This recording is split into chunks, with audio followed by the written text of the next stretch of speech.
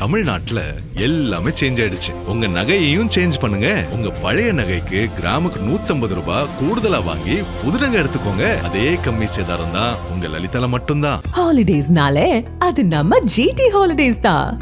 GT Holidays, South India's #1 travel brand.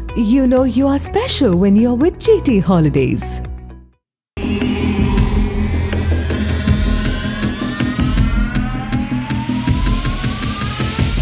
தமிழ்நாட்டில் பெண்கள் மற்றும் மாணவிகளுக்கு எதிராக குற்றங்கள் தொடர்ந்து அதிகரித்து வருகின்றன. இதனைத் தொடர்ந்து முதலமைச்சர் விஜய் தேர்தலுக்கு முன்பு தாவேகா ஆட்சி அமைந்தால் பெண்கள் பாதுகாப்பு உறுதி செய்யப்படும் என்று வாக்குறுதி அளித்தவர். அதற்கென்று சிங்கப்பெண் பாதுகாப்பு படை என்று ஸ்பெஷல் படையை உருவாக்குவேன் என்றும் கூறியிருந்தார். அதன்படி ஆட்சி பொறுப்பை ஏற்றிருக்கும் முதலமைச்சர் விஜய் சிங்கப்பெண் சிறப்பு படை திட்டத்தை தொடங்கி வைத்தார். இந்த படை IG பவானீஸ்வரியின் நேரடி தலைமையில் செயல்படுகிறது. இதனைத் தொடர்ந்து சிங்கப்பெண் படையினர் பெண்கள் அதிகம் கூடும் இடங்களில் தீவிர கண்காணிப்பில் ஈடுபட்டு வருகின்றனர். பள்ளி, கல்லூரி உள்ளிட்டவற்றுக்கு சென்று விழிப்புணர்வு செய்து வருகின்றனர்.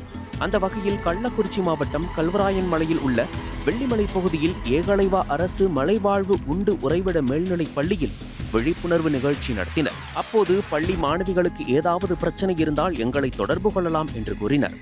அதன் அடிப்படையில் அரசு ஏகலைவா உண்டு உறைவிட மேல்நிலைப் பள்ளியில் 9ஆம் வகுப்பு படிக்கும் 4 மாணவிகள் சிங்கப்பெண் சிறப்பு அதிரடிப்படை போலீசாரை தனியாக சந்தித்து எங்களுக்கு இந்த பள்ளியில் பணிபுரியும் கணினி ஆசிரியர் ஒருவர் குட் டச் பேட் டச் என்று கூறி தவறான முறையில் நடந்து கொள்கிறார் என்று புகார் தெரிவித்ததாக கூறப்படுகிறது. இதனை அடுத்து மாணவிகளிடம் தொடர்ந்து சிங்கப்பெண் சிறப்பு படை போலீசார் விசாரணை செய்ததில் அதே பள்ளியில் கணினி ஆசிரியராக பணிபுரியும் சுரேஷ்குமார் என்பவர் இந்த சம்பவத்தில் ஈடுபட்டது தெரிய வந்திருக்கிறது. அதைத் தொடர்ந்து கணினி ஆசிரியர் சுரேஷ்குமார் என்பவரை கள்ளக்குறிச்சி மகளிர் காவல் நிலையத்தில் சிங்கப்பெண் அதிரடி படையினர் ஒப்படைத்தனர். இதனைத் தொடர்ந்து விசாரணை மேற்கொண்டதில் ஆசிரியர் சுரேஷ்குமார் தவறாக நடந்து கொண்டது தெரிய வந்தது. அதைத் தொடர்ந்து அவர் மீது போக்சோ சட்டத்தின் கீழ் கள்ளக்குறிச்சி மகளிர் காவல் நிலைய போலீசார் கைது செய்து சிறையில் அடைத்தனர்.